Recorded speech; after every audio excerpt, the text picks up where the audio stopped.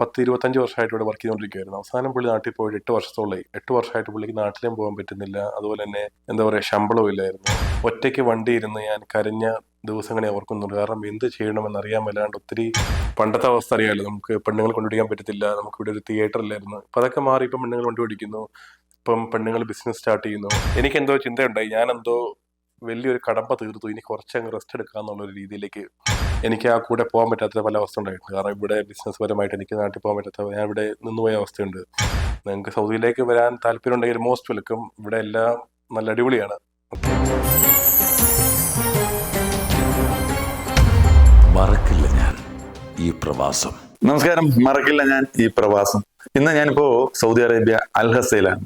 ഇവിടെ B private limited എന്ന് പറയുന്ന ഒരു കമ്പനി, അതിന്റെ സ്ഥാപകൻ എന്ന് പറയാൻ പറ്റില്ല, ഇപ്പോൾ അത് നടത്തിക്കൊണ്ട് പോകുന്നത് ശ്രീ ജോയൽ ജോമാൻ. അദ്ദേഹത്തിന്റെ പിതാവ് തുടങ്ങിയ ഒരു പ്രസ്ഥാനം അദ്ദേഹം കണ്ടിന്യൂ ചെയ്യുന്നു.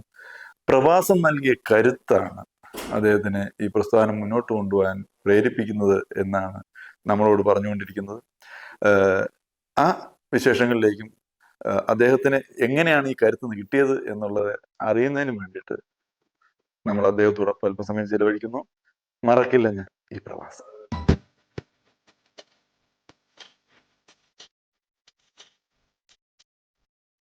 Rose garden restaurant Dammam. Hi, എൻ്റെ പേര് ജോയൽ. മറക്കില്ല ഞാൻ ഈ പ്രവാസം എന്ന പ്രോഗ്രാമിലൂടെ ഞാൻ എൻ്റെ പ്രവാസ ജീവിതം ഒന്ന് തിരിഞ്ഞു നോക്കുകയാണ്. എൻ്റെ പേര് ജോയൽ. ഞാൻ നാട്ടിലെ കോട്ടയം ഏറ്റുമാനൂർ അടുത്തായിട്ടാണ്. ഇവിടെ ഞാൻ സൗദി അറേബ്യയിൽ ജനിച്ചോളുന്ന ഇവിടെ തന്നെയാണ്. 30 yearsആയി, 30 വർഷമായി. അച്ഛൻ്റെ ബിസിനസ് ഞാൻ നോക്കി നടത്തുന്നു. ഞാൻ പിന്നെ അത് ഇപ്പോഴും 3 വർഷം മുന്നേ പുതിയൊരു ഇൻവെസ്റ്റ്മെൻറ്റ് എന്നൊരു നിയമം ഉണ്ടായപ്പം ആ നിയമത്തിൽ ഞാൻ കയറി പിടിച്ച് അങ്ങനെ ഞങ്ങൾ ഇൻവെസ്റ്റ്മെൻറ്റിലേക്ക് മാറ്റി. അതായത് ഇത്രയും വർഷത്തോളം നമ്മുടെ കാരണവന്മാർ എല്ലാവരുമാണ് തന്നെ ഞങ്ങൾ ഈ പറഞ്ഞ പോലെ ബിനാമിയാണ് ഇവിടെ മൊത്തത്തിൽ ഓടിക്കൊണ്ടിരിക്കുന്നത്. കഫാലത്ത്, അതായത് നമ്മളൊരു സൗദീനെ നമ്മൾ വെച്ച് നമ്മൾ സൗദിയുടെ പേരിലാണ് നമ്മൾ ബിസിനസ് ചെയ്തുകൊണ്ടിരിക്കുന്നത്. അപ്പോൾ അതും ആക്ച്വലി ഇവിടുത്തെ നിയമപ്രകാരം അത് തെറ്റാണ്. അത് ഇവിടുത്തെ ഗവൺമെൻറ്റിന് അറിയാം. അതുകൊണ്ടാണ് അവർ 3 വർഷം മുന്നേ അവർ ഇൻവെസ്റ്റ്മെൻറ്റ് നമുക്ക് ഏതൊരു വിദേശിക്കും കമ്പനി സ്റ്റാർട്ട് ചെയ്ത് സ്വന്തമായിട്ട് ചെയ്യാൻ പറ്റുന്നുള്ളൊരു നിയമം വന്നു. അപ്പം അങ്ങനെ ഒരു നിയമം വന്നപ്പോഴേക്കും ഞാൻ ആ സമയത്ത് ആക്ച്വലി ഒരു പ്രതിസന്ധിയിൽ പെട്ടുപോയിരിക്കുമായിരുന്നു. ആ ഒരു സമയത്ത് എന്ത് ചെയ്യണമെന്ന് ആലോചിച്ചുകൊണ്ടിരിക്കുമ്പോഴേക്കും ഞാൻ എന്താ പറയുക, ഒന്ന് ട്രൈ ചെയ്യാന്നോർത്ത് നേരെ ഞങ്ങൾ മിനിസ്ട്രി ഓഫ് ഇൻവെസ്റ്റ്മെൻറ്റ് ഇവിടെ കോബാറിലുണ്ട്. അപ്പോൾ അവരുടെ ഓഫീസിൽ പോയി കാര്യങ്ങൾ സംസാരിച്ചു. നല്ല വെൽക്കമിങ് ആൾക്കാരായിരുന്നു. അപ്പോൾ അവരുടെ അടുത്ത് നമുക്ക് ഒത്തിരി ഇൻഫോർമേഷൻ കിട്ടി. പിന്നെ ഞാൻ ഓർത്തു ഒന്ന് ട്രൈ ചെയ്ത് നോക്കാമെന്ന് ഓർത്തു. ഞാൻ ഒറ്റയ്ക്ക് ട്രൈ ചെയ്തു. കൂടെ വൈഫിൻ്റെ സപ്പോർട്ട് എപ്പോഴും ഉണ്ടായിരുന്നു. അതുപോലെ തന്നെ അച്ഛൻ്റെ അമ്മയുടെ പ്രാർത്ഥന എപ്പോഴും ഉണ്ടായിരുന്നു. എന്താ പറയുക, എല്ലാം നന്നായിട്ട് അവസാനിച്ചു. അങ്ങനെ ഇപ്പം ഇവിടെ ഫാക്ടറി തുടങ്ങാൻ പറ്റി. ഫാക്ടറി ലൈസൻസ് കിട്ടി, ഇൻഡസ്ട്രി ലൈസൻസ് കിട്ടി. എല്ലാം നന്നായിട്ട് പോകുന്നു, ഉഷാറായിട്ട് പോകുന്നു. അങ്ങനെ ഇപ്പം എന്താ പറയുക, ഒരു സൗദി എന്നുള്ളൊരു സ്പോൺസർ ഇല്ല, നമ്മളാണ് പണിക്കാരുടെ സ്പോൺസർ. അപ്പം നമുക്ക് എല്ലാ ഫ്രീഡം ഉണ്ട്. ഞാൻ ചെയ്ത 3 വർഷം മുന്നേ ആ സമയത്ത് ഈ നിയമം ഇറങ്ങിയുണ്ടായിരുന്നുള്ളൂ. അപ്പം ആർക്കും ഇതിനെപ്പറ്റി വലിയ വ്യക്തമായ ധാരണകളോ ഐഡിയകളൊന്നും ഇല്ലായിരുന്നു എങ്ങനെയാണ് ചെയ്യേണ്ടത്. പല ആൾക്കാർക്കും പല അഭിപ്രായങ്ങളായിരുന്നു. അപ്പം ആ ഒരു സമയത്ത് ഞാൻ എപ്പോഴും ഈ പറഞ്ഞ എന്ത് ചെറിയൊരു സംശയം ഉണ്ടെങ്കിലും നേരെ കോബാറിലേക്ക് ഞാൻ വിട്ടുപോകും. കോബാറിൽ പോയി അന്വേഷിച്ചിട്ടാണ് തിരിച്ചു വന്നുകൊണ്ടിരുന്നത്. അപ്പം അതിലും ഇപ്പോൾ ഒത്തിരി ഈസി ആയിട്ടുണ്ട് ഇപ്പോഴത്തെ ഇൻവെസ്റ്റ്മെൻറ്റ് കാര്യങ്ങൾ. അതിലും ആ ഒരു സമയത്തെക്കാലം ഒത്തിരി ഈസി. എല്ലാം നമുക്ക് എങ്ങും പോകേണ്ട ആവശ്യമില്ല. എല്ലാം വീട്ടിൽ ഇരുന്ന് കമ്പ്യൂട്ടർ വഴി നമുക്ക് ചെയ്യാൻ കാര്യമുള്ളൂ. അതായത് നമുക്ക് ബേസിക്കലി നമുക്ക് വിദേശത്തെ ഒരു കമ്പനി എന്തായാലും വേണം. സൗദി അറേബ്യയുടെ പുറത്ത് ഏതൊരു കമ്പനി വേണം, 1 year പഴക്കമുള്ളൊരു കമ്പനി വേണം. ആ കമ്പനിയുടെ ഈ പറഞ്ഞ പേപ്പറുകളെല്ലാം റെഡി ആകുന്നുണ്ടെങ്കിൽ, എല്ലാ പേപ്പറുകളും റെഡി ആകുന്നുണ്ടെങ്കിൽ നമുക്ക് 2 to 3 വീക്സിനുള്ളിൽ നമ്മൾ അപ്ലൈ ചെയ്താൽ, ആദ്യമേ നമ്മൾ ലൈസൻസിന് അപ്ലൈ ചെയ്യണം. ലൈസൻസ് അപ്രൂവ് ആയി കഴിഞ്ഞാൽ അടുത്ത സെറ്റ് ഓഫ് നമ്മൾ പേപ്പറെല്ലാം റെഡി ആക്കി കഴിഞ്ഞാൽ അത് അടുത്തതിന് അപ്ലൈ ചെയ്താൽ CR ഇഷ്യൂ ആവും. അതെല്ലാം കൂടെ ഒരു 2 to 3 വീക്സ് മതി നമ്മുടെ പേപ്പറുകളെല്ലാം റെഡി ആകുന്നുണ്ടെങ്കിൽ. അതല്ല നമ്മൾ ആദ്യം മുതലേ കമ്പനി മേടിച്ച് കമ്പനി ഉണ്ടാക്കി അങ്ങനെയൊക്കെ ചെയ്യാൻ പോയാൽ ഒരു 3-4 മാസം സമയം എടുക്കുമായിരിക്കും നാട്ടിലെല്ലാം കൂടെ കഴിഞ്ഞില്ലേ. ഞാൻ ഈ പറഞ്ഞ പോലെ നമുക്ക് നേരത്തെ പേപ്പറുകളെല്ലാം റെഡി ആകുന്നുണ്ടെങ്കിൽ നമുക്ക് 12,000 റിയാലിനുള്ളിൽ നമുക്ക് കമ്പനി സ്റ്റാർട്ട് ചെയ്യാൻ പറ്റും. 12,000 റിയാലിന് വെച്ച് നമുക്ക് കമ്പനി ഫസ്റ്റ് ഇയർ 12,000 റിയാൽ. നെക്സ്റ്റ് ഇയർ ആകുമ്പോഴേക്കും 62,000 ആവും, 62,000 റിയാലാവും. പിന്നെ ഈ പറഞ്ഞ എല്ലാ വർഷവും പ്രോഫിറ്റിൻ്റെ 20% നമ്മൾ ഗവൺമെൻറ് കൊടുക്കണം. അതുപോലെ എല്ലാ വർഷവും നമുക്ക് സക്കാത്തിൻ്റെ പേയ്മെൻറ്റ് വേണം എന്നുള്ള കാര്യം. അതൊക്കെ ബാക്കി സൗദി അറേബ്യയിൽ പോകുന്ന എല്ലാ കമ്പനികളുടെയും നിയമങ്ങൾ നമുക്ക് ഈ ഒരു ഇൻവെസ്റ്റ്മെൻറ്റിലാണെങ്കിലും നമുക്ക് ഇതിനകത്തെല്ലാം ബാധകമാണ്. സൗദിക്ക് വിദേശത്ത് എവിടെയാണെങ്കിലും, ദുബായ് അല്ലെങ്കിൽ ഖത്തർ, ബഹ്റൈൻ, എവിടെയായാലും നമ്മുടെ സ്വന്തം പേരിൽ കമ്പനി ഉണ്ടെങ്കിൽ നമുക്കിവിടെ 12,000 റിയാൽ ഫസ്റ്റ് ഇയർ നമ്മൾ ഇൻവെസ്റ്റ്മെന്റ് അടിച്ചതിന് ശേഷം നമുക്ക് സ്വന്തമായിട്ട് ഇവിടെ സ്റ്റാർട്ട് ചെയ്യാൻ പറ്റും. അതായത് ഇതിനകത്ത് സ്റ്റാർട്ട് ചെയ്യാന്ന് പറയുമ്പോൾ നമുക്ക് 1-2 മേഖലകളുണ്ട്. നമുക്ക് ഈസി ആയിട്ട് സ്റ്റാർട്ട് ചെയ്യാൻ പറ്റുന്നത് സർവീസ് എന്ന് പറഞ്ഞാൽ ഈ ഹോട്ടലുകൾ, റെസ്റ്റോറൻറ്റ്സ്, അതുപോലെ തന്നെ ബാർബർ ഷോപ്പ്, സർവീസ് ആയിട്ട് ബന്ധപ്പെട്ട ഏതൊരു കേസും നമുക്ക് ഈസി ആയിട്ട് കിട്ടും. അതുപോലെ തന്നെ ഇൻഡസ്ട്രിയൽ എന്ന് പറഞ്ഞാൽ പ്രൊഡക്ഷൻ ആയിട്ടുള്ള ഏതൊരു കേസ് നമുക്ക് അതായത് സീറോ ഡൗൺ പേയ്മെന്റ്, അതായത് സീറോ പേയ്മെന്റിൽ മിനിമം ഡിപ്പോസിറ്റിൽ നമുക്ക് സ്റ്റാർട്ട് ചെയ്യാൻ പറ്റും ബിസിനസ്. വെറും 12,000 റിയാൽ അടിച്ച് നമുക്ക് സ്റ്റാർട്ട് ചെയ്യാൻ പറ്റും. അതായത് നമുക്ക് ആദ്യമേ കിട്ടുന്നത് ഇൻഡസ്ട്രിയൽ ലൈസൻസ് ആയിരിക്കും. ഇൻഡസ്ട്രിയൽ ലൈസൻസ് കിട്ടിയതിന് ശേഷം നമുക്ക് ഇവിടെ ഈ പറഞ്ഞ സൗദി അറേബ്യൻ ഗവൺമെന്റ് നിശ്ചയിച്ച സ്ഥലങ്ങളുണ്ട്. അതിന് മോഡോൺ എന്ന് പറയും. മോഡോണിന്റെ അകത്ത് നമുക്ക് വേണ്ട സ്ഥലം സെലക്ട് ചെയ്യുക, അതിന് ആപ്ലിക്കേഷൻ കൊടുക്കുക. അവർ നമ്മുടെ CR സ്ഥലം മാറിയതിന് ശേഷം നമുക്ക് അടുത്ത സെക്കൻഡ് സ്റ്റെപ്പായ മിനിസ്ട്രി ഓഫ് ഇൻഡസ്ട്രീസിന്റെ ലൈസൻസ് കൂടെ കിട്ടിക്കഴിഞ്ഞാൽ അത് പിന്നെ ഒരു ഒഫീഷ്യലി ഫാക്ടറി കിട്ടുന്ന എല്ലാ ആനുകൂല്യങ്ങളും നമുക്ക് കിട്ടും. അതായത് ഇക്കാമയ്ക്ക് 100 റിയാൽ, കൂടുതൽ വിസ. മിക്ക ആൾക്കാരുടെയൊക്കെ ഒരു തെറ്റിദ്ധാരണയുണ്ട്, ഈ ഇൻവെസ്റ്റ്മെന്റിലേക്ക് വരിക എന്നുണ്ടെങ്കിൽ ഒത്തിരി പൈസ നമ്മൾ ഇൻവെസ്റ്റ് ചെയ്യണം എന്നുള്ളൊരു തെറ്റിദ്ധാരണ എല്ലാവർക്കും ഉണ്ട്.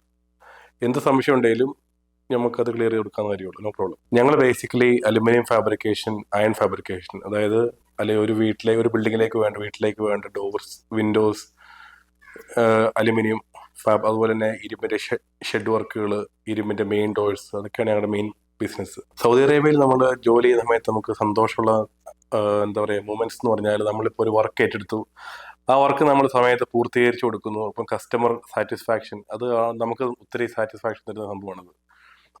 അത് പോരാതെ എനിക്ക് അതിലുപരി ഒത്തിരി ഹാപ്പി ആയത്, എനിക്ക് സ്വന്തമായിട്ട് ഞാൻ ഈ പറഞ്ഞ ബിസിനസ്സിലേക്ക് ഇറങ്ങി, ഈ പറഞ്ഞ ഇൻവെസ്റ്റ്മെന്റിലേക്ക് ഇറങ്ങി. അതിനുശേഷം OICC എന്ന് പറഞ്ഞ ഒരു ഗ്രൂപ്പ്, അവർ ബെസ്റ്റ് ബിസിനസ് മാൻ എന്നുള്ളൊരു അവാർഡ് എനിക്ക് ആക്കിയപ്പോഴേക്ക് എനിക്ക് ഒത്തിരി സന്തോഷമായി. കാരണം നമ്മൾ എടുത്ത എഫേർട്സിനെല്ലാം ഒരു റിവാർഡിങ് ആയിരുന്നത്.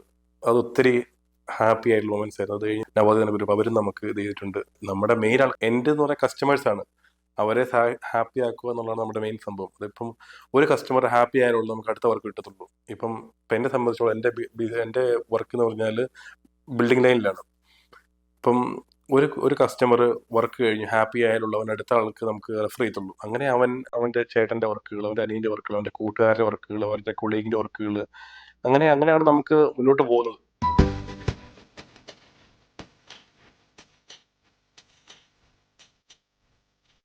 Rose garden restaurant Dammam. നിലവിൽ ഇപ്പം അറിയാലോ 2034 നമുക്ക് ഫുട്ബോൾ വരികയാണ്. അപ്പം അതിനെ സംബന്ധിച്ചോളം കണ്ടമാനം പ്രൊജക്ട്സ് ആണ് ഈ സൗദി അറേബ്യയിലേക്ക് വന്നുകൊണ്ടിരിക്കുന്നത്. അപ്പം പുതിയൊരാളെ സംബന്ധിച്ചോളം ഇവിടെ ഏറ്റവും നല്ലൊരു ചാൻസ് ആണ് നിലവിൽ സൗദിയിലുള്ളത്. നിങ്ങൾക്ക് സൗദിയിലേക്ക് വരാൻ താല്പര്യം ഉണ്ടെങ്കിൽ മോസ്റ്റ് വെൽക്കം. ഇവിടെ എല്ലാം നല്ല അടിപൊളിയാണ്. കൺസ്ട്രക്ഷൻ ആണല്ലോ മെയിൻ. ഇപ്പം എന്തൊരു പ്രോഗ്രാമിലും കൺസ്ട്രക്ഷനെ ബന്ധപ്പെട്ടാണ് എല്ലാ കേസുകളുള്ളത്. അപ്പം വിൻഡോസ്, ഡോർസ്, ഇതെല്ലാം ഏറ്റവും കൂടുതൽ ഇവിടെ പണിതിട്ടും തികയുന്നില്ല. കണ്ടമാനം വർക്കുകൾ ഇഷ്ടം പോലെ ഉണ്ട്. അപ്പം വരുവാണെങ്കിൽ നല്ലതായിരിക്കും. സൗദി അറേബ്യ ഇപ്പം ഒത്തിരി മാറിക്കൊണ്ടിരിക്കുകയാണ്. അതായത് പണ്ടത്തെ അവസ്ഥ അറിയാമല്ലോ, നമുക്ക് പെണ്ണുങ്ങൾ കൊണ്ടുപിടിക്കാൻ പറ്റത്തില്ല, നമുക്കിവിടെ ഒരു തിയേറ്റർ ഇല്ലായിരുന്നു. അപ്പം അതൊക്കെ മാറി ഇപ്പം പെണ്ണുങ്ങൾ കൊണ്ടുപിടിക്കുന്നു. ഇപ്പം പെണ്ണുങ്ങൾ ബിസിനസ് സ്റ്റാർട്ട് ചെയ്യുന്നു. അതായത് നമ്മുടെ ഫോറിൻ പെണ്ണുങ്ങൾക്ക് വരെ ഇവിടെ ബിസിനസ് സ്റ്റാർട്ട് ചെയ്യാം. സിനിമാ കാഴ്ചകൾ, പുറത്തെ ഔട്ടിങ്, നൈറ്റ് ലൈഫ് എല്ലാം ഇപ്പോൾ ഇവിടെ വിദേശത്തെ എല്ലാ കാര്യങ്ങളും ഇവിടെ ആയിട്ടുണ്ട്. നമുക്ക് വീക്കെൻഡ് വരുന്നത് വ്യാഴം, വെള്ളിയാഴ്ച വീക്കെൻഡ് വരുന്നത്. അപ്പോൾ വ്യാഴാഴ്ച ആകുമ്പോഴേക്കും നമുക്കിവിടെ ഗ്രൂപ്പുണ്ട്, ഞങ്ങൾക്കിവിടെ ഒരു ഗ്രൂപ്പുണ്ട്, സിയോൺ ഗ്രൂപ്പ്. അപ്പം എല്ലാവരും കൂടെ വ്യാഴാഴ്ച വൈകിട്ട് വരും. വെള്ളിയാഴ്ച നമ്മളെല്ലാവരും കൂടും. എല്ലാവരും കൂടി കുക്കിംഗ് ചെയ്യുന്നു, ഓളം വെക്കുന്നു, പാട്ട് പാടുന്നു, ഡാൻസ് കളിക്കുന്നു, പിള്ളേരെല്ലാം കൂടും. അതൊരു സന്തോഷം. അതൊക്കെയാണ് നമ്മൾ. പിന്നെ ഞങ്ങളെല്ലാം എവിടെയെങ്കിലൊക്കെ പാർക്കിലോ എവിടെയെങ്കിലും ബീച്ചിലോ വല്ലപ്പോഴും ഞങ്ങൾ ടൂർ പോകും. പിന്നെ അതൊക്കെ എല്ലാവരും കൂടി ഒന്നിച്ചിരിക്കുന്നു, ഒന്നിച്ച് പാട്ട് പാടുന്നു, എൻജോയ് ചെയ്യുന്നു. അതൊക്കെയാണ് നമ്മുടെ വീക്കെൻഡ്സിൽ നമ്മുടെ മെയിൻ ആഘോഷം. പ്രവാസ ജീവിതം തന്ന സമ്പാദ്യം പണത്തെക്കാൾ ഉപരി എന്ന് പറയുന്നത് തീർച്ചയായിട്ടും എൻ്റെ ഈ ഫ്രണ്ട്ഷിപ്പാണ്. നമുക്ക് ഈ വീക്കെൻഡ്സിൽ കൂടുന്ന എല്ലാവരും ജാതി ഭേദമൊന്നുമില്ലാതെ നമ്മളെല്ലാവരും കൂടുന്നു, നമ്മൾ എൻജോയ് ചെയ്യുന്ന ആ ഒരു ഫ്രണ്ട്ഷിപ്പ് ബോണ്ട്, അത് നമുക്ക് ഭയങ്കരമാണ്. അതുപോലെ തന്നെ നമ്മുടെ പണിക്കാരെന്ന് പറഞ്ഞാൽ എൻ്റെ ഫാമിലിയാണ് അവരില്ലെങ്കിൽ നമ്മളില്ല. അപ്പം അവരായിട്ട് നമുക്ക് നല്ല തിക്ക് ബോണ്ട് ഉണ്ട്. അത് നമുക്ക് ഒത്തിരി ഹൃദയത്തിനോട് ചേർത്ത് വയ്ക്കുന്ന എല്ലാവരും ആൾക്കാരാണ് എല്ലാവരും. ഈ പറഞ്ഞ പോലെ വീക്കെൻഡ്സ് നമ്മൾ കൂടുമ്പം കുട്ടികളാണ് തന്നെ അവർ ഒറ്റയ്ക്ക് വീട്ടിലിരിക്കുമ്പോൾ അവർക്ക് ആ സമയത്ത് അവർ എല്ലാവരുടെ കൂടുമ്പോൾ അവരുടെ സന്തോഷം, അവരുടെ ആ ഒരു ഓട്ടം ചാട്ടം കളികൾ, അതൊക്കെ നമുക്ക് ഹൃദയത്തിന് ഒത്തിരി സന്തോഷം തരുന്ന ഒരു കാര്യങ്ങളാണ്. അതൊക്കെ കണ്ടിരിക്കുമ്പോൾ തന്നെ നമുക്ക് സന്തോഷമുണ്ട്. പ്രവാസ ജീവിതത്തിലെ എൻ്റെ സന്തോഷങ്ങൾ എന്ന് പറഞ്ഞാൽ നമുക്കിപ്പം ഇങ്ങനെ ഒരു പ്രസ്ഥാനം ഇടാൻ പറ്റി. അപ്പം അത് അതിനോട് അനുബന്ധിച്ച് ഒത്തിരി പേർക്ക് ജോലി കൊടുക്കാൻ പറ്റി. അത് കാണുമ്പോൾ എനിക്ക് ഒത്തിരി സന്തോഷമുള്ളൊരു കാര്യമാണ്. അതുപോലെ തന്നെ അതിനോട് ചുറ്റിപ്പറ്റി ജീവിക്കുന്ന ആൾക്കാരും, അതായത് അതിനോട് ബന്ധപ്പെട്ട എല്ലാവർക്കും നമുക്കൊരു ഗുണം ഉണ്ടാകുന്നുണ്ട്. ഓക്കെ, അപ്പം അത് നമുക്ക് ഒത്തിരി കാണുമ്പോൾ നമുക്ക് ഒത്തിരി സന്തോഷം ഉണ്ടാകുന്ന കാര്യമാണ്. അതുപോലെ നമ്മൾ ഈ പ്രവാസിയായിരിക്കുമ്പം നാട്ടിലാണെങ്കിലും പല സ്ഥലങ്ങളിലാണ് നമ്മളിങ്ങനെ എന്താ പറയുക അതായത് ആവശ്യക്കാരെ കാണുമ്പം ഒത്തിരി നമ്മളിങ്ങനെ അവരെ അവരെ നമുക്ക് വേണ്ട രീതിയിൽ നമ്മളെ കൊണ്ട് പറ്റുന്ന രീതിയിൽ സഹായിക്കാൻ ദൈവം നമുക്ക് അതിനുള്ളൊരു ഇത് തന്നിട്ടുണ്ട്. അപ്പം അത് നമ്മൾ എന്താ പറയുക കൊടുക്കുമ്പോൾ നമുക്ക് കൂടുതൽ സന്തോഷവാനാവുകയാണ് നമ്മൾ. പ്രവാസ ജീവിതം നൽകിയ സന്തോഷങ്ങളിൽ ഒന്നാണിത്. പ്രവാസം എന്നെ പഠിപ്പിച്ചത് എന്ന് ചോദിച്ചാൽ എന്ത് പഠിപ്പിച്ചെന്ന് ചോദിച്ചാൽ അതായത് ബേസിക്കലി പ്രവാസിയായിരിക്കുക, വീട്ടിൽ നിന്ന് മാറിയിരിക്കുക, നമ്മൾ എല്ലാം ഉപേക്ഷിച്ച് നമ്മളിവിടെ നിൽക്കുക. നമ്മൾ മാനസികമായും നമ്മൾ കൂടുതൽ നമുക്ക് എന്താ പറയുക നമ്മൾ കൂടുതൽ സ്ട്രോങ് ആവും, ഇമോഷണലി സ്ട്രോങ് ആക്കാനും. അതുപോലെ തന്നെ നമുക്ക് എന്താ പറയുക പല കാര്യങ്ങളും നമ്മൾ ഒറ്റയ്ക്കാണ്. അപ്പോൾ നമുക്ക് എന്താ പറയുക നാട്ടിലാണ് നമുക്ക് എല്ലായിടത്തും ആൾക്കാരുണ്ടാവും. നമ്മൾ എന്താ പറയുക അങ്ങനെ സഹായിക്കാൻ ആരും ഇല്ല എന്ന് തോന്നിക്കഴിയുമ്പോൾ നമുക്ക് സ്വയമേ നമുക്ക് ഉള്ളിൽ നിന്ന് വരുന്ന ഒരു ശക്തി, മനഃശക്തി, അത് നമുക്ക് നല്ലപോലെ നേടാൻ കിട്ടി പ്രവാസിയായതിനു ശേഷം. ഒരു ഉദാഹരണം പറയുകയാണെങ്കിൽ, പണ്ട് ഞാൻ ഈ പ്രതിസന്ധി ഉള്ള സമയത്ത് ഈ സ്പോൺസർഷിപ്പ് മാറുക എന്നുള്ള ഇൻവെസ്റ്റ്മെന്റിലേക്കും ഇൻവെസ്റ്റ്മെന്റും അല്ല ആ ഒരു സമയത്ത് എനിക്ക് ഒത്തിരി പ്രതിസന്ധി ഉള്ള സമയത്ത് ഒറ്റയ്ക്ക് വണ്ടി ഇരുന്ന് ഞാൻ കരഞ്ഞ ദിവസങ്ങളെ ഓർക്കുന്നുണ്ട്. കാരണം എന്ത് ചെയ്യണമെന്ന് അറിയാൻ മേലാണ്ട് ഒത്തിരി ബുദ്ധിമുട്ടിലൂടെ ഞാൻ കടന്നുപോയത്. അപ്പം എന്താ പറയാ ആ സമയത്ത് നമ്മളെ ഒന്ന് ആശ്വസിപ്പിക്കാനോ ഒന്ന് തോളോട് കരയാനോ ആരും ഇല്ലായിരുന്നു. അപ്പം എന്താ പറയുക ആ ഒരു സമയങ്ങളിലും നമുക്ക് ഈ പറഞ്ഞ പോലെ ഒറ്റയ്ക്കായിരുന്നു. അങ്ങനെ കൂടുതൽ നമ്മളെ ശക്തനാക്കി. എന്താ പറയുക what doesn't kills you only makes you stronger എന്ന് പറഞ്ഞ പോലെ കൂടുതൽ ശക്തനാവുമായിരുന്നു നമ്മൾ ചെയ്തുകൊണ്ടിരുന്നത്, മാനസികമായിട്ടും എല്ലാ രീതിയിലും. അതും പ്രവാസം നൽകിയ കരുത്താണ്. ബിസിനസ് രീതിയിൽ എനിക്ക് പറ്റിയ ഒരു തെറ്റ് എന്ന് പറഞ്ഞാൽ, ഞാൻ പറഞ്ഞല്ലോ നേരത്തെ ഞാൻ സ്പോൺസർഷിപ്പ് ആയിരുന്നു. അപ്പോൾ സ്പോൺസർഷിപ്പിന്റെ സമയത്ത് ഞാൻ ഇൻവെസ്റ്റ്മെന്റിലേക്ക് മാറാൻ ഞാൻ ശ്രമിച്ചു. അപ്പം ഞാൻ മാറുന്നതിനിടയ്ക്ക് ഒത്തിരി സ്ട്രഗിൾസ് ഞാൻ ഫേസ് ചെയ്തു. ഞാൻ ആദ്യമായിട്ട് ചെയ്യുന്നത് എനിക്ക് ഒരു 6 മാസത്തോളം എടുത്ത് എനിക്ക് എൻ്റെ ആ പ്രോസസ്സ് കംപ്ലീറ്റ് ചെയ്യാൻ വേണ്ടി. പ്രോസസ്സ് എല്ലാം കംപ്ലീറ്റ് ചെയ്തതിന് ശേഷം അപ്പോഴും എൻ്റെ ബിസിനസ് ഓടിക്കൊണ്ടിരിക്കുന്ന കാര്യങ്ങളെല്ലാം നടന്നുകൊണ്ടിരിക്കുന്നു. ആൾക്കാരും പണിക്കാരും ശമ്പളം കൊടുക്കുന്നു, എല്ലാം നടന്നുകൊണ്ടിരിക്കുകയാണ് കൂടെ പാരലായിട്ട്. ഈ പറഞ്ഞ ഞാൻ ഇൻവെസ്റ്റ്മെന്റിലേക്ക് കിട്ടിക്കഴിഞ്ഞ് എനിക്ക് ഇൻവെസ്റ്ററായി ഫാക്ടറി എൻ്റെ പേര് കിട്ടിക്കഴിഞ്ഞ് എല്ലാം കഴിഞ്ഞപ്പോഴേക്കും എനിക്കെന്തോ ചിന്തയുണ്ടായി. ഞാനെന്തോ വലിയൊരു കടമ്പ തീർത്തു, ഇനി കുറച്ചങ്ങ് റെസ്റ്റ് എടുക്കാമെന്നുള്ളൊരു രീതിയിലേക്ക് സത്യമായിട്ടും ഞാൻ അങ്ങനെ ആയിപ്പോയി. അങ്ങനെ എന്തായി, ഞാനിത് കിട്ടിയതിന് ശേഷം ഞാൻ അങ്ങ് പിന്നെ ശ്രമിക്കാൻ തുടങ്ങി. ഞാൻ പിന്നെ എന്താ പറയുക കുറേ ദിവസം കമ്പനിക്ക് പോയില്ല. അങ്ങനെ ഞാനൊരു അതായത് ഇനി കുറച്ച് റെസ്റ്റ് ആവാം എന്നുള്ളൊരു ചിന്ത എനിക്ക് എൻ്റെ മനസ്സിലേക്ക് എന്തോ കയറിപ്പറ്റിപ്പോയി. കമ്പനി പോകത്തില്ല. അങ്ങനെ അവസാനം ചെറിയ പ്രശ്നങ്ങളൊക്കെ ആയി. പിന്നെ ഞാൻ തിരിച്ച് വീണ്ടും സടപടഞ്ഞെഴുന്നേറ്റ് വീണ്ടും പഴയ രീതിയിലേക്ക് കമ്പനിയിൽ പോയി കാര്യങ്ങളെല്ലാം വീണ്ടും ഒന്നേതുപോലെ സ്റ്റാർട്ട് ചെയ്ത് തുടങ്ങി. അതായത് നമ്മൾ എന്താ പറയുക നെവർ ടേക്ക് റെസ്റ്റ്. നമ്മൾ എന്താ പറയുക എപ്പോഴും കണ്ടിന്യൂസ് ആയിട്ട് പരിശ്രമിച്ചുകൊണ്ടിരിക്കണം ബിസിനസ്സിൽ. എനിക്ക് വലിയ തെറ്റതാണ്. നമ്മൾ റെസ്റ്റ് എടുക്കാൻ പോയാൽ എന്താ പറയുക കണ്ടിന്യൂസ് ആയിട്ട് പരിശ്രമിക്കുക. നമ്മൾ ഒരിക്കലും നോൺ സ്റ്റോപ്പ് ഇതൊരു എന്താ പറയുക അതായത് ഈ ഒരു മേഖലയിൽ കൺസിസ്റ്റൻസി ഭയങ്കര ഇമ്പോർട്ടൻ്റ് ആയിട്ടുള്ള കാര്യമാണ്. നമ്മൾ കൺസിസ്റ്റൻ്റ് ആയിട്ട് നിന്നാലേ ഉള്ളൂ നമ്മുടെ കമ്പനി മുന്നോട്ട് വളരെ നന്നായിട്ട് പോകത്തുള്ളൂ. ഇടയ്ക്ക് കൺസിസ്റ്റൻ്റ് ആയിട്ട് നിൽക്കണം എപ്പോഴും. അതാണ് എൻ്റെ ലൈഫിൽ പറ്റിയൊരു ചെറിയൊരു അബദ്ധം, ആ ഒരു സമയത്ത് പറ്റിയൊരു അബദ്ധം. പിന്നെ ഒരിക്കലും പറ്റിയിട്ടില്ല. അതോടുകൂടി പ്രശ്നത്തിലായി. പിന്നെ ഞങ്ങൾ എന്താ പറയുക വീണ്ടും റെഡിയാക്കി എടുത്തല്ല.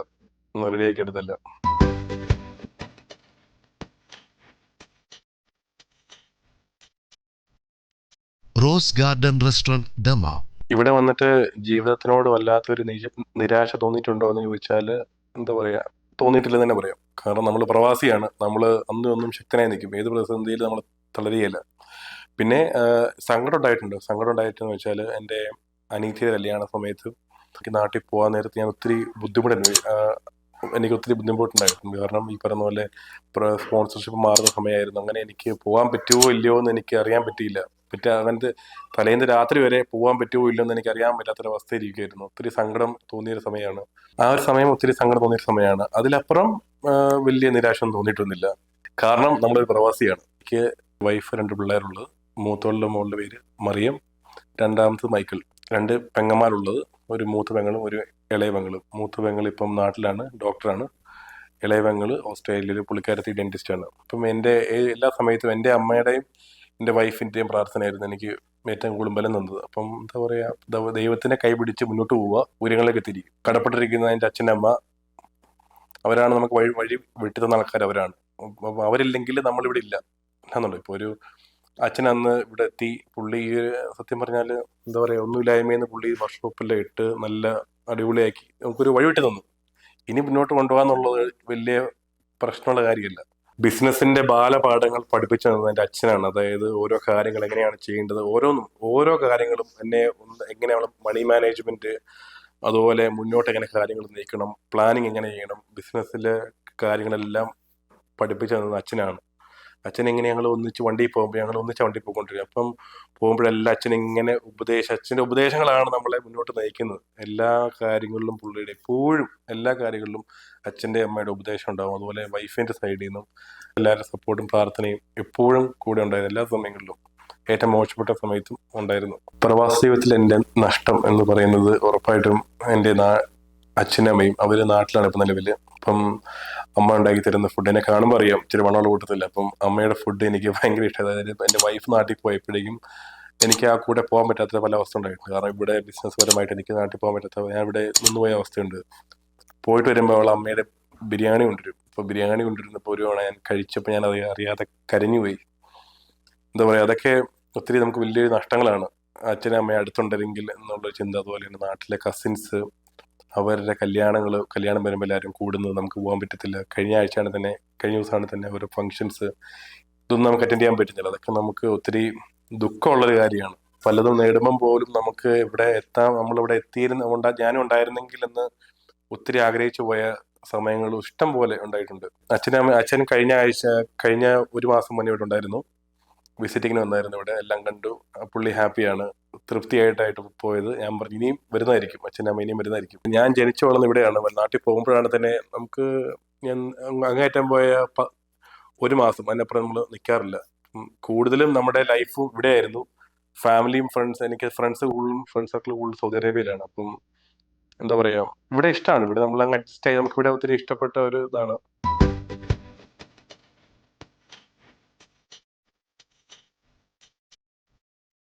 Rose garden restaurant Dammam. Business ലൈഫിൽ ഇപ്പം എന്താ പറയുക, എന്നെ കണ്ടുപഠിക്കാനും പഠിക്കേണ്ടാത്ത 2 കാര്യങ്ങൾ എന്ന് പറഞ്ഞാൽ, ഒന്നാമത്തെ കാര്യം, ഞാൻ റിസ്ക് എടുക്കാൻ എനിക്ക് താല്പര്യമുണ്ട്. അതായത് ഇപ്പം നമുക്ക് പറയാൻ മേലത്തിന് മേഖലയാണെങ്കിലും നമ്മൾ പേടിച്ചിരിക്കുമല്ല, നമ്മൾ ഇറങ്ങിച്ചെന്ന് കഴിയുമ്പം നമുക്ക് എന്താ പറയുക, മേളിൽ നിന്ന് ദൈവം നമുക്ക് അതിനുള്ള വഴി റെഡിയാക്കി തരും, വഴിയൊരുക്കി തരും. പിന്നെ നമ്മളൊരു പ്രധാനമായിട്ട് നമ്മളൊരു പ്രൊജക്റ്റ് ഏറ്റെടുത്താൽ അത് സമയത്ത് തീർത്തു കൊടുക്കുക. മാക്സിമം നമ്മൾ ഡിലേ ആക്കാൻ പാടില്ല. മാക്സിമം നമ്മൾ എത്രയും സ്പീഡിൽ പറഞ്ഞതിലും മുന്നേ എത്തിക്കുക, അതാണ് നമ്മുടെ പ്രധാന ലക്ഷ്യം. പിന്നെ അതുപോലെ തന്നെ പഞ്ച്വാലിറ്റി, ഇതൊക്കെയാണ് മെയിനായിട്ട് വേണ്ടത്. നമ്മൾ ഈ സംഭവം ഒന്നും ഇല്ലെങ്കിൽ നമ്മൾ ബിസിനസ് തുടങ്ങിയിട്ടില്ല, കാര്യമൊന്നുമില്ല. നമ്മൾ സമയത്ത്, പണ്ടെന്ന് പറഞ്ഞാൽ എനിക്ക് ഒരു പ്രശ്നം പറ്റിയത്, അതായത് ഞാനിപ്പോൾ ഇൻവെസ്റ്റ്മെന്റിലേക്ക് മാറുന്ന സമയം, എന്നാൽ കഫയിലാണ് ഉണ്ട് എന്നാൽ ഇൻവെസ്റ്റ്മെന്റ് അല്ല, ഞാൻ ഇതിന്റെ ഇടയ്ക്ക് നിൽക്കുന്ന സമയമുണ്ട്. മൊത്തത്തിൽ എന്താ പറയുക, ഒരു വട്ട് പിടിച്ചൊരു സമയമുണ്ട്. ആ ഒരു സമയത്ത് എനിക്ക് പ്രശ്നം പറ്റിയത്, കസ്റ്റമറുകൾ വിളിക്കും. അപ്പോൾ എനിക്ക് എന്താ പറയുക, ഇൻവെസ്റ്റ്മെന്റിലേക്കും പോകണം, ഇതിനകത്തേക്ക് ഈ പറഞ്ഞ പോലെ മാറ്റുകയും ചെയ്യണം, അതിനിടയ്ക്ക് വർക്കും ചെയ്യണം, എല്ലാം കൂടെ ആയപ്പോൾ ഓവർലോഡ് ആയിപ്പോയി. അപ്പോൾ എനിക്ക് കുറച്ച് ഈ ഒരു ശ്രദ്ധ എൻ്റെ മാറിപ്പോയി. അപ്പോഴും ആ ഒരു സമയത്ത് എൻ്റെ ഒത്തിരി കസ്റ്റമേഴ്സ് എനിക്ക് നഷ്ടപ്പെട്ടു പോയി. അതായത് എനിക്ക് പല ടെൻഷനിലുണ്ടായി. അപ്പം വിളിച്ചാലും ഫോൺ എടുക്കത്തില്ല. കാരണം അതിൻ്റെ പ്രധാന കാരണം എന്ന് പറയുന്നത് മൊത്തത്തിൽ മൈൻഡ് മാറിപ്പോയി, മനസ്സിലാകുന്നുണ്ടോ? അപ്പം എപ്പോഴും ഏത് സമയത്തും ആര് വിളിച്ചാലും ഫോൺ അറ്റൻഡ് ചെയ്യണം. അതുപോലെ തന്നെ സമയത്ത് നമ്മൾ ഡെലിവറി ടൈം എന്ന് പറയുന്നത് ഭയങ്കര ഇമ്പോർട്ടൻറ്റ് സംഭവമാണ്. ഡെലിവറി ടൈമിൽ സാധനം എത്തിക്കുക. ലേറ്റ് ആയി കഴിഞ്ഞാൽ നമ്മൾ ലേറ്റ് ആവുമെന്ന് പറഞ്ഞാൽ നമ്മൾ നേരത്തെ വിളിച്ചു പറയണം, ഞങ്ങൾക്ക് പറ്റത്തില്ല, ഒരു 1-2 ദിവസം സമയം ചോദിച്ചാൽ അവർ തരും, ഒരു കുഴപ്പമില്ല. പിന്നെ എന്താ പറയുക, നല്ല ക്വാളിറ്റി ആയിരിക്കണം, പറയുന്ന ക്വാളിറ്റി നമ്മൾ വെക്കണം. നമ്മൾ എന്താ പറയുക, പറ്റിക്കാൻ പാടില്ല. പറ്റിച്ചാൽ പിന്നെ നമ്മൾ ഈ മേഖല നിന്നിട്ട് കാര്യമില്ല, മനസ്സിലാകുന്നുണ്ടോ? അപ്പം ഇതൊക്കെ മര്യാദയ്ക്ക് പോവുകയാണെങ്കിൽ ബിസിനസ് നമ്മൾ മെയിനായിട്ട് ഹോണസ്റ്റി നമ്മൾ കീപ്പ് ചെയ്യുക. പറ്റിയായാലും തന്നെ പറയുക. നമ്മൾ ചിന്തിക്കാൻ പറ്റാത്ത ഉയരങ്ങളിലേക്ക് നമുക്ക് എത്താൻ പറ്റും ഈ ഒരു സ്റ്റെപ്സിൽ ഫോളോ ചെയ്ത് പോയാൽ.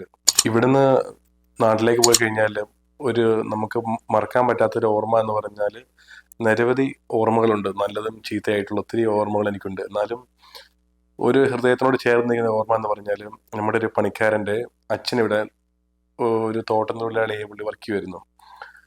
10-25 വർഷമായിട്ട് ഇവിടെ വർക്ക് ചെയ്തുകൊണ്ടിരിക്കുകയായിരുന്നു. അവസാനം പുള്ളി നാട്ടിൽ പോയിട്ട് 8 വർഷത്തോളമായി. 8 വർഷമായിട്ട് പുള്ളിക്ക് നാട്ടിലും പോകാൻ പറ്റുന്നില്ല. അതുപോലെ തന്നെ എന്താ പറയുക, ശമ്പളവും ഇല്ലായിരുന്നു. അങ്ങനത്തെ ഒരു അവസ്ഥയിൽ പുള്ളി ട്രാപ്പായിരിക്കുമായിരുന്നു. അപ്പം അങ്ങനെ നിൽക്കുന്ന അവസ്ഥയിൽ പുള്ളിയുടെ മകൻ വന്ന് എന്നോട് കാര്യം അവതരിപ്പിക്കുകയും ഞാൻ ഇവിടുത്തെ അതോറിറ്റീസിനെ അറിയിച്ച് നമുക്ക് പുള്ളിയെ നാട്ടിലേക്ക് വിടാൻ പറ്റി. അങ്ങനെ പുള്ളി 8 വർഷം കൂടി പുള്ളി നാട്ടിൽ പോകുന്നത്. പാസ്പോർട്ട് കൊടുക്കുമ്പോഴെല്ലാം പുള്ളി കണ്ണുനീരോടുകൂടി പുള്ളി താങ്ക്സ് പറഞ്ഞു. അതുപോലെ തന്നെ പുള്ളി നാട്ടിൽ പോയതിനു ശേഷം പുള്ളി നിരവധി തവണ വീഡിയോ കോൾ ചെയ്യുകയും ഒത്തിരി എന്താ പറയുക, ഹൃദയത്തിനോട് ചേർന്നുള്ള പുള്ളി നല്ല ഒത്തിരി എന്താ പറയുക, കണ്ണ് നിറഞ്ഞ് പുള്ളി ഒത്തിരി പറയുകയും ചെയ്തു. താങ്ക്സ് ആയിട്ടും അതുപോലെ നന്ദി പറഞ്ഞു. അത് നമുക്ക് എപ്പോഴും എൻ്റെ ഹൃദയത്തിനോട് ചേർന്നിരിക്കുന്ന ഒന്നായിരിക്കും. എനിക്കത് മറക്കാൻ പറ്റുന്ന അനുഭവമാണ്.